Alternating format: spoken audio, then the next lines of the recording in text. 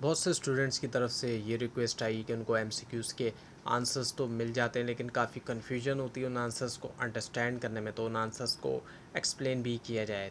तो ये सीरीज़ आपके लिए है जिसके अंदर आपको ना सिर्फ इम्पॉर्टेंट एमसीक्यूज़ करवाए जा रहे हैं, सॉल्व इम्पॉर्टेंट एमसीक्यूज़, बल्कि साथ में इजी एक्सप्लेनेशन भी दी जा रही है ताकि वो उन आंसर्स को इजीली अंडरस्टैंड कर सकें। और आज के इस ट्यूटोरियल के अंदर आपको MTH 302 business mathematics and statistics के मिड टर्म की प्रिपरेशन के लिए इंपॉर्टेंट एमसीक्यूज़ करवाए जा रहे हैं, वो भी इजी एक्सप्लेनेशन के साथ। तो शुरू करते हैं आज के इस ट्यूटोरियल को। अब सबसे पहले एक परसेंटेज मीन्स, हम परसेंटेज जब निकालते हैं किसी भी चीज़ की तो उसका मतलब क्या होता है, पर हंड्रेड। हंड्रेड की हम बात करते हैं, जब भी 100% होगी कोई चीज़ तो उसका मतलब कंप्लीट होगी, 50% होगी तो वो हाफ होगी। सो परसेंटेज मीन्स पर हंड्रेड, पर हंड्रेड होता है। सो 25% का मतलब ये होगा कि 25 डिवाइडेड बाय 100 होगा इसका मतलब। अब ये कि 25% ऑफ 200, अब जो 25% है अगर 200 का, तो 200 का 25% जो है वो इनमें से क्या होगा, द आंसर इज़ 50 होगा। इसको आप ख़ुद भी देखिएगा करके। तो 25% बनता है 50। सो इसको हम इस तरीके से भी कर सकते हैं कि 25 को हम 100 से डिवाइड करें तो आया 0.25, और उसको फिर हमने मल्टीप्लाई कर दिया 200 से। So the answer is 50। अब ये कि रेशियो 2:4, इसको अगर हम सिंप्लीफाई करें तो ये क्या देगा हमें, 1:2 का रेशियो देगा, क्योंकि 2 1 2 और 2 2 4 होते हैं। So divide both terms by 2, दोनों को हम 2 से डिवाइड करेंगे तो हमें 1 और 2 देगा। अब ये कि प्रोपोर्शन मीन्स, अब प्रोपोर्शन का मतलब इनमें से क्या है, वो है इक्वालिटी ऑफ रेशियो। जो इक्वालिटी है, बराबरी जो है रेशियो की। So proportion states that two ratios are equal, ये इस बात को बताता है कि दो रेशियो जो है वो आपस में इक्वल हैं। Now if a ratio b is equals to b c ratio d, then अगर ए रेशियो बी बराबर है सी रेशियो डी के, तो फिर नतीजा क्या निकलेगा, the answer is a d is equals to b c. A d जो है वो बराबर निकलेगा बी सी के। So cross multiplication rules of proportion, cross multiplication rule जो है प्रोपोर्शन का। अब ये कि कंपाउंड इंटरेस्ट के बारे में अगर हम देखें, सो कंपाउंड इंटरेस्ट फार्मूला इसमें से क्या है, the answer is P by 1 + R divide by N, और जो उसके पर पावर है फिर वो आएगी NT की। सो compound interest formula accounts for interest on interest. अब ये एक ऐसी चीज़ है जहाँ पर क्या हो रहा है कि इंटरेस्ट के ऊपर इंटरेस्ट चार्ज किया जा रहा होता है। अब ये कि simple interest versus compound interest differences, अब जो डिफरेंस इन दोनों के दरमियान अगर हम देखें तो वो क्या है कि कंपाउंड इंटरेस्ट जो है वो हायर है। So compound interest grows faster due to compounding, ये कंपाउंडिंग की वजह से तेज़ी से ग्रो होता है। So if rate increases, compound interest rate जो है वो बढ़ता है तो कंपाउंड इंटरेस्ट में क्या होता है, उसमें इजाफा देखने में आता है। So higher rate increases total accumulated amount, higher जो है वो रेट से बढ़ जाता है जो टोटल जो जमा होने वाला अमाउंट होता है। न कंपाउंडिंग ईयरली मीन्स, यानी कि सालाना तौर पर कंपाउंडिंग जो है उसका मतलब क्या है, n=1 है, यानी कि वंस पर ईयर है, पूरे साल में एक बार। अब ये कि अमाउंट इज़ अमाउंट इनमें से बराबर होता है किसके, P + I के, यानी कि टोटल अमाउंट हमेशा प्रिंसिपल में जब हम इंटरेस्ट को ऐड कर देते हैं तो वो उसके बराबर होता है। अब ये कि मैट्रिक्स इज़, अब मैट्रिक्स जो है उसकी हम बात करते हैं तो मैट्रिक्स इनमें से क्या है, the answer is table of number. Matrix एक टेबल बनाया जाता है। Matrix is a rectangular arrangement of numbers. Rectangular तौर पर हम जो अरेंजमेंट करते हैं नंबर्स को, कुछ ऐसा होता है। Now order of matrix 2/3 means, अब जो ऑर्डर ऑफ मैट्रिक्स है जैसे कि 2/3, इसका मतलब क्या होगा, 2 रोज़ 3 कॉलम्स होंगे, 2 रोज़ होंगी और 3 कॉलम्स होंगे। सो फर्स्ट नंबर जो है वो रोज़ हैं और जो सेकंड है वो 3 होता है। 2 जो है वो फर्स्ट नंबर है तो वो रो होंगे, और सेकंड जो है वो कॉलम्स हैं 3। अब ये कि स्क्वायर मैट्रिक्स हैज़, अब स्क्वायर मैट्रिक्स में क्या होता है कि इक्वल रोज़ और इक्वल कॉलम्स होते हैं, उसमें बराबर होते हैं, और n/n मैट्रिक्स ये जो है होता है। Now identity matrix has, identity matrix में क्या होता है कि डायगोनल 1 होता है वो। सो डायगोनल एलिमेंट्स जो है 1 है और अदर जो है वो 0 है। Now determinant exist for, determinant जो है वो एग्जिस्ट करता है इनमें से किसके लिए, the answer is square matrix, square matrix के लिए। So only square matrix have determinants. सिर्फ स्क्वायर मैट्रिक्स के ही डिटर्मिनेंट्स होते हैं। अब रेशियो एंड प्रोपोर्शन में से अगर हम देखें तो if 3:x is equals to 6:12, so x is equals to, अगर 3:x जो है वो बराबर है 6:12 के, सो x जो है वो इनमें से किसके बराबर होगा? The answer is 4। अब वो अगर हम क्रॉस मल्टीप्लाई करें 3/12, सो 6x और फिर x is equals to 6x और फिर x जो है वो इज इक्वल्स टू जो है वो 6 जो है वो हो जाता है।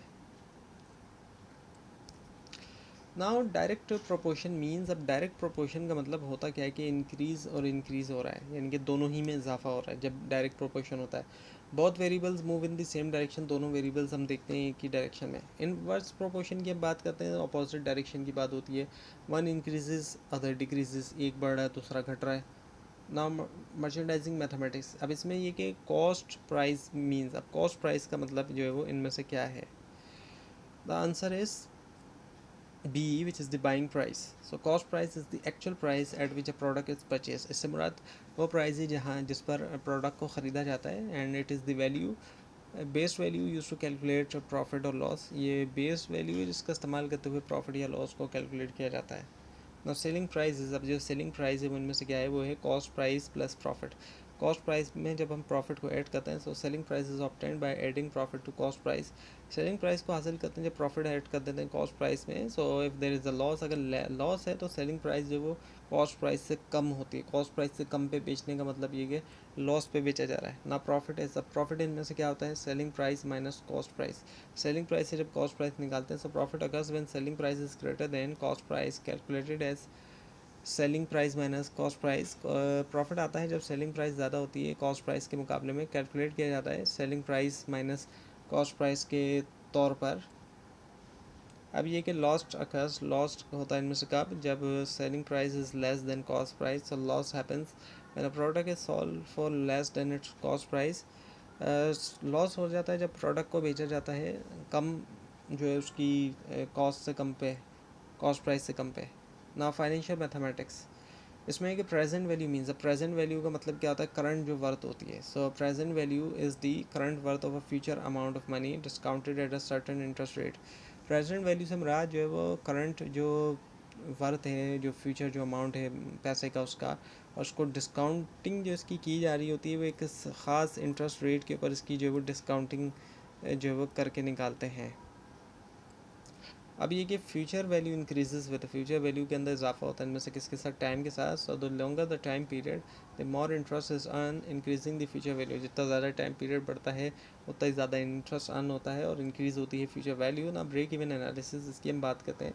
ये वो पॉइंट होता है जहाँ पर क्या होता है कि रेवेन्यू जो है वो कॉस्ट के बराबर होता है। So it is the point where the total revenue equals total cost resulting in zero profit और लॉस। एक ऐसा पॉइंट जहाँ पर टोटल रेवेन्यू टोटल कॉस्ट के बराबर हो रहा है और इसमें ना तो कोई प्रॉफिट है और ना कोई लॉस है। अब ब्रेक इवन पॉइंट का जो फार्मूला है इनमें से वो क्या है? Fix cost divided by contribution. जो फिक्स कॉस्ट है उसको हम डिवाइड करते हैं कंट्रीब्यूशन से। सो ब्रेक इवन पॉइंट को हम कैलकुलेट करते हैं डिवाइड करते हुए फिक्स कॉस्ट को कंट्रीब्यूशन पर यूनिट से डिवाइड करते हुए। ना कंट्रीब्यूशन इज़, अब कंट्रीब्यूशन क्या है? Selling price minus variable cost. Selling price से जब हम वेरिएबल कॉस्ट को माइनस करते हैं, so contribution is the amount remaining after subtracting variable cost from selling price. Contribution होता है वो अमाउंट जो कि बचता है सब्ट्रैक्ट करने के बाद वेरिएबल कॉस्ट सेलिंग प्राइस के से। Now if fix cost increases, break even point, fix cost में इजाफा होता है तो ब्रेक इवन पॉइंट को क्या होता है? इंक्रीज़ हो जाता है। So higher fix cost require more sales to cover expenses, so break even point increases. Higher, जब फिक्स कॉस्ट ज़्यादा होती हैं, ज़्यादा सेल्स ज़रूरी होती है कवर करने के लिए एक्सपेंसेस, तो ब्रेक इवन पॉइंट जो है वो इंक्रीज़ हो जाता है, बढ़ जाता है। ना कॉस्ट वैल्यू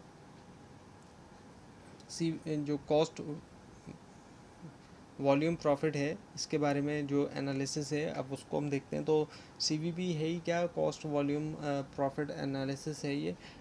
तो अब ये जो है इसमें स्टडी किया जाता है कि कैसे कॉस्ट ऑफ वॉल्यूम जो है वो अफेक्ट करते हैं प्रॉफिट जो है, जो मुनाफा है बिज़नेस का। और प्रॉफिट क्या है? सिंपल सी बात है, total revenue minus total cost. जो टोटल जो इनकम आ रही है उसमें से टोटल जो भी अखराजात वगैरह होंगे वो निकाल देंगे, प्रॉफिट आ जाएगा। So profit is calculated by subtracting total cost from total revenue. Profit इस तरीके से हासिल करते हैं कि टोटल कॉस्ट को हम निकाल देते हैं टोटल रेवेन्यू में से। अब कुछ मिक्स इंपॉर्टेंट देखते हैं। अब उसमें ये कि 10% अगर हम निकालते हैं 500 का, तो जो 10% निकलता है वो निकलता है 50। तो इसको आप ख़ुद भी करिएगा। 10 को हम पहले डिवाइड करेंगे 100 से और फिर मल्टीप्लाई करेंगे 500 से, तो हमारे पास आंसर आएगा 50। अब ये कि 200 इंक्रीज़ बाई 10%, अगर 200 के अंदर 10% इजाफा देखने में आएगा तो आंसर क्या होगा, 220 होगा। तो 10% हमने 200 का निकालना है, तो जो 10% इंक्रीज़ निकालना है तो 10% पहले निकालेंगे जो कि निकल रहा है 20, और फिर उस 20 को हम 200 में ऐड करेंगे 220। अभी कि 50% जो है वो इनमें से क्या है, द आंसर इस वो है 1/2। ये 50% खिलाया जाता है, ये जो फ्रैक्शन होता है 1/2 का। सो 50% का मतलब क्या है कि 50 को हम 100 से अगर डिवाइड करेंगे और फिर सिंप्लीफाई करेंगे टेबल्स के ज़रिए काट के, तो वो हमारे पास 1/2 आ जाता है ना। और profit percent is equal to, profit percent इनमें से किसके बराबर है। सो प्रॉफिट को हम डिवाइड करते हैं cost price multiply by 100। So profit percentage is calculated on cost price not selling price. अब प्रॉफिट परसेंटेज को हम कैलकुलेट करते हैं कॉस्ट प्राइस के ऊपर, सेलिंग प्राइस के ऊपर नहीं, कॉस्ट प्राइस जिस पर हम खुद ख़रीद रहे हैं ना। लॉस परसेंटेज इज इक्वल, अब लॉस परसेंटेज किस तरह निकालते हैं कि loss divided by cost price multiply by 100। Loss को हम डिवाइड करते हैं कॉस्ट प्राइस से और 100 से मल्टीप्लाई करते हैं। तो loss percentage is always calculated using cost price as base. Loss percentage को हमेशा कैलकुलेट हम इस तरीके से करते हैं कि कॉस्ट प्राइस को एज अ बेस के तौर पर, बुनियाद के तौर पर इस्तेमाल करते हुए। नाउ कॉस्ट कॉन्सेप्ट में हम देखें तो fix cost means, fix cost का मतलब इनमें से क्या होता है, the answer is constant. Constant रहती है, उसमें चेंज नहीं होता, उसमें तब्दीली नहीं आती। So fix cost remains constant regardless of production level. Fix cost constant रहती है, फिक्स रहती है, प्रोडक्शन का लेवल कुछ भी हो उससे फ़र्क नहीं पड़ता उसको। नाउ वेरिएबल कॉस्ट, अब वेरिएबल कॉस्ट इनमें से क्या है, the answer is changes. Variable cost वो कॉस्ट है जो चेंज होती है, जो तब्दील होती है। So variable cost changes with the production और सेल्स वॉल्यूम। जितनी ज़्यादा प्रोडक्शन या सेल्स वॉल्यूम बढ़ेगा उतनी ज़्यादा बढ़ जाएगी। जैसे कि रॉ मटेरियल, इसकी मिसाल लें। अब ये है कि टोटल कॉस्ट है, और जो टोटल कॉस्ट है वो इनमें से क्या है, the answer is fix cost plus variable cost. जब फिक्स्ड और वेरिएबल कॉस्ट दोनों को हम मिला देंगे, आपस में ऐड कर देंगे, सम लेंगे इन दोनों का, तो हमारे पास टोटल कॉस्ट आएगी। So total cost is the sum of fix and variable cost. Fixed of variable cost का जो सम है वही टोटल कॉस्ट है। नाउ रेवेन्यू इज, अब रेवेन्यू यानी कि इनकम क्या है, प्राइस मल्टीप्लाई बाय क्वांटिटी। जब हम प्राइस को क्वांटिटी से मल्टीप्लाई करते हैं, so revenue is the total income from sales calculated as per price per unit multiply by quantity sold. अब रेवेन्यू टोटल इनकम होती है, सेल्स से आती है, कैलकुलेट किया जाता है कुछ इस तरीके से कि प्राइस पर यूनिट, उसको मल्टीप्लाई करते हैं क्वांटिटी जो बेची गई है। Now if price increases profit, price में इजाफा हो रहा है, प्रॉफिट में क्या हो रहा है, इंक्रीज़ हो रही है। जितनी ज़्यादा प्राइस बढ़ते हैं उतनी ही ज़्यादा जो मुनाफा है वो भी बढ़ता है। So higher selling price increases revenue leading to higher profit if cost remain constant. अच्छा, अभी एक चीज़ और भी इसमें है, ज़्यादा प्राइस से हमेशा यही होगा कि ज़्यादा इनकम आएगी और उसी से ज़्यादा मुनाफा होगा अगर जो कॉस्ट है वो बरकरार है। कॉस्ट अगर बरकरार है तब, अगर कॉस्ट भी उतनी ही तेज़ी से बढ़ी जितनी तेज़ी से प्राइस बढ़े तो फिर मुनाफा उतना ही रहेगा। हाँ, ये भी एक चीज़ है कि कॉस्ट भी बढ़ रही है लेकिन प्राइस उससे भी ज़्यादा तेज़ी से बढ़ रहे हैं तब भी प्रॉफिट बढ़ेगा। Now matrix and finance concept, अब इसको हम समझते हैं। Matrix addition requires, matrix addition require करता है क्या, सेम साइज रिक्वायर करता है। So only matrices with same dimensions can be added और सब्ट्रैक्ट। सिर्फ वो मैट्रिक्स जो कि सेम डायमेंशंस के साथ है उन्हीं को ऐड या सब्ट्रैक्ट किया जा सकता है। Now zero matrix, zero matrix क्या करता है, उसमें तमाम ज़ीरो होते हैं। So a zero matrix has all elements equal to zero, तमाम एलिमेंट जो कि ज़ीरो के इक्वल्स होते हैं। डिटर्मिनेंट्स ऑफ 2/2 जो है इनमें से वो क्या निकलेगा, वो निकलेगा AD माइनस BC। तो डिटर्मिनेंट जो निकलेगा मैट्रिक्स का वो जैसे निकलता है, जो कि ABCD वाला है, तो A को D से हम करेंगे और B को C से, और फिर AD से हम BC को माइनस करेंगे। Now interest depends on, interest depend करता है इनमें से किसके ऊपर, ऑल के ऊपर, जिसमें टाइम रेट प्रिंसिपल आता है। So interest depends on principal amount, rate of interest and time period. Interest rate depend करता है प्रिंसिपल अमाउंट के ऊपर, रेट ऑफ इंटरेस्ट और जो टाइम पीरियड होता है ना। Break even profit is a break even profit, इनमें से क्या है वो ज़ीरो होता है क्योंकि इस पर ना कोई प्रॉफिट है ना कोई लॉस है। So at break even point profit is zero because revenue equals cost, जहाँ पर रेवेन्यू इनकम बराबर है कॉस्ट के। Now higher contribution to break even point so decreases. तो क्या होता है कि higher contribution means more profit per unit, so fewer units are needed to break even. यानी कि हायर कंट्रीब्यूशन से ये होता है कि ज़्यादा जो है वो प्रॉफिट होता है पर यूनिट के हिसाब से, तो कम यूनिट्स जो ज़रूरी होते हैं ब्रेक इवन के लिए। नाउ डिस्काउंट रिड्यूसेस, डिस्काउंट कमी करता है किस चीज़ के अंदर, प्राइस के अंदर कमी लेकर आता है। So discount is a reduction in selling price to attract customer, और ये इसलिए किया जाता है ताकि कस्टमर को अट्रैक्ट किया जा सके। नाउ मार्कअप मीन्स, अब मार्कअप का मतलब क्या होता है कि इंक्रीज प्राइस होना। So markup is adding a percent over cost price to set selling price. Markup का मतलब ये कि ऐड करना एक परसेंटेज जो कॉस्ट प्राइस के ऊपर ताकि सेट किया जाए सेलिंग प्राइस को। ना financial math mainly deals with, financial math में मेनली तौर पर डील किया जाता है किसके साथ, मनी वैल्यू के साथ। यही फ़र्क है एक जो साइंटिफिक जो साइंस में मैथ पढ़ाया जाता है, जो फाइनेंशियल मैथ या जो बिजनेस मैथ होता है उसमें मनी वैल्यू के बारे में हम बात करते हैं। So financial mathematics deals with time value of money, interest and investment. ये तमाम चीज़ें इसमें स्टडी की जाती हैं, जैसे कि time value of money, interest और जो इन्वेस्टमेंट्स होती हैं। ना मैथमेटिक्स हेल्प इन, अब मैथमेटिक्स के ज़रिए हमें मदद मिलती है किसके अंदर, डिसीजन मेकिंग के अंदर, डिसीजन लेने में। So mathematics helps in logical thinking, analysis and making accurate business decision. ये हेल्प करता है हमें लॉजिकल थिंकिंग में, एनालिसिस में और एक्यूरेट बिजनेस डिसीजंस में। तो ये था आज का ट्यूटोरियल। आपको इस बारे में कोई क्वेश्चन है, खासतौर पर इसमें कोई मिस्टेक दिखाए तो ज़रूर हाईलाइट कीजिए। और इस पूरी सीरीज़ को देखने के लिए और मिड टर्म और फाइनल टर्म एग्जाम्स की प्रिपरेशन के लिए इस चैनल को सब्सक्राइब कीजिए, बेल आइकन के ऊपर क्लिक कीजिए। Thanks for watching this video and best of luck.